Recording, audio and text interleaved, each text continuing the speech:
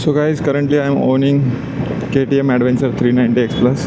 और अभी हम इसका बात करेंगे कि मेरा कॉस्ट कितना आता है मुझे, लाइक एक महीने में कितना कॉस्ट आता है या फिर 6 महीने में कितना कॉस्ट आता है बाइक ओन करने का। सबसे पहली चीज़, इसका जो माइलेज मुझे मिल रहा है वो सिटी के अंदर 23 से 24 के आसपास या 25 के आसपास मिलता है। तो उस हिसाब से आपका जो डिस्टेंस है, आप जितना डिस्टेंस डेली ट्रैवल करते हो, जैसे कि मैं ज़्यादा डिस्टेंस ट्रैवल करता नहीं हूँ, बस वीकेंड्स पे राइड पे निकलता हूँ, तो उस टाइम पे ही मुझे लाइक 2 लीटर के आसपास पेट्रोल चला जाता है 20 से 1 किलोमीटर में, सॉरी 30-40 किलोमीटर में। तो अगर ये राइड के बाद मतलब 1-2 लीटर खा जाता है पेट्रोल।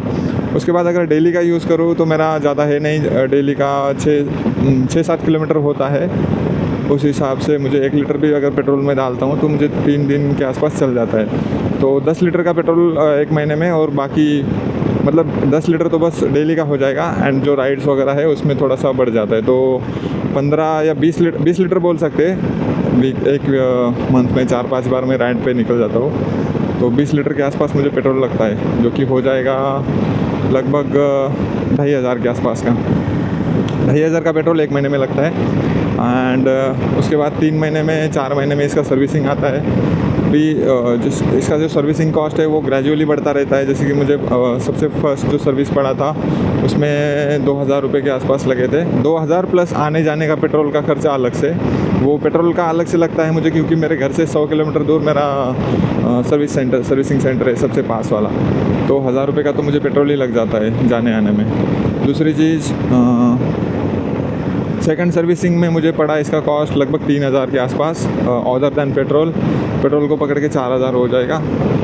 4000 के आसपास सेकंड सर्विसिंग का कॉस्ट पड़ा, क्योंकि उसमें ना थोड़ा सा एक्स्ट्रा चीज़ें ऐड करनी पड़ी थी इसमें। इवन दो मैंने ये नहीं डाला, आगे का जो ब्रेक पैड से वो नहीं डाला, वो अगर डाल देता उसका भी कॉस्ट लगभग होगा 2000 के आसपास। तो सेकंड सर्विसिंग 6-7 हज़ार तक आराम से चला जाएगा। तो जो first servicing and second servicing के बीच में जो गैप था वो 3 मंथ्स का था। अभी सेकंड एंड थर्ड के बीच में जो गैप है वो है 6 मंथ का। तो 6 महीने मुझे अभी ऑयल चेंज करने का ज़रूरत नहीं है। इसका ऑयल का ही कॉस्ट लगभग 1600 रुपये आता है। सिंपल एक बॉटल 1.5 लीटर का इसका 1600 का आता है। तो हर सर्विसिंग में वो ऑयल चेंज करना ही होता है, क्योंकि 6 महीने में साल में 2 बार तो ही चेंज करते हैं अपन। तो साल में 2 बार इसका ऑयल चेंज करना होता है। तो उसका कॉस्ट 1600 रुपये, 1600, 3200 एक साल का हो जाता है। जैसे कुल मिला के अगर आप 6 महीने का ही काउंट कर लोगे तो 1 महीने में पेट्रोल का जा रहा है 2000 के आसपास। 6 महीने का पेट्रोल होगा 12000 प्लस एक सर्विसिंग, मतलब 4-5 हज़ार के आसपास सर्विसिंग पकड़ लो। अगर अदर एसेसरीज़ का मैं बात करूँ तो वो तो छोड़ ही दो, वो बहुत ज़्यादा कॉस्टली हो जाता है। बट सिंपली मैं जो स्टॉक बाइक है उसको मतलब उसको यूज़ करने का जो कॉस्ट है वो बता रहा हूँ। तो जनरली 6 महीने में 25 से 30 हज़ार के आसपास इसका कॉस्ट जाता है, और एक साल में 60-70 हज़ार के आसपास इसका कॉस्ट जाता है, मतलब सारे एसेसरीज़ वगैरह पकड़ के। अंटिल कोई मेजर प्रॉब्लम आ जाए तो उस केस में बहुत ज़्यादा बढ़ जाएगा कॉस्ट। मेजर प्रॉब्लम में जनरली जैसे कि डिस्क वगैरह चेंज करना हो वो थोड़ा महंगा जाता है। ब्रेक पैड्स वैसे 2500-3000 हज़ार के आसपास आ जाते हैं इसके।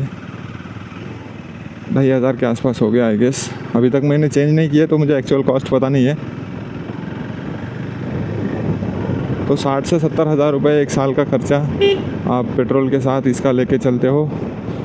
also इसमें लॉन्ग टूरिंग भी हमने इंक्लूड नहीं किया है। लॉन्ग टूरिंग करते हो तो उसमें भी पेट्रोल का कॉस्ट और ऐड हो जाएगा।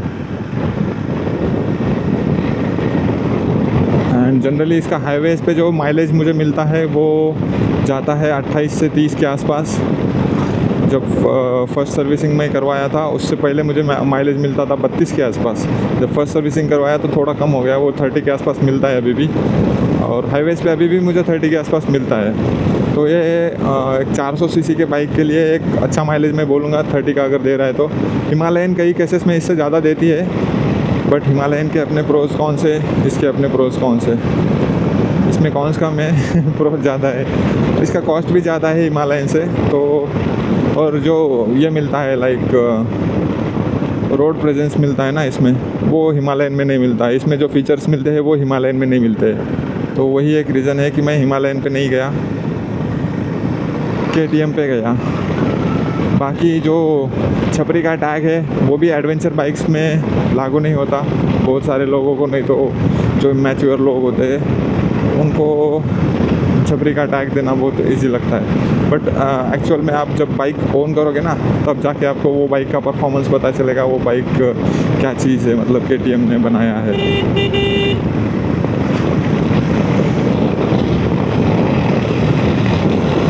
जो लोगों ने बाइक चलाई नहीं है वो लोग भी इसको जज करना स्टार्ट कर देते हैं।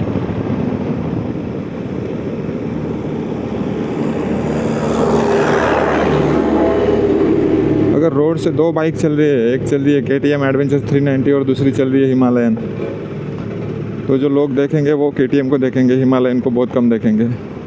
क्योंकि इसका लुक है यार अच्छा, आगे से भी एकदम एडवेंचर लुक है, पीछे से भी दिखता है ठीक ठाक, बल्कि ये डिज़ाइन है। पीछे अगर आप सैडल स्टे और ये टॉप रैक बॉक्स वगैरह लगा देंगे तो और ज़्यादा बल्कि बन जाता है। और आगे से अगर ये लगा देंगे क्रैश गार्ड्स, उसमें भी बहुत अच्छा लुक इन्हांस होता है बाइक का।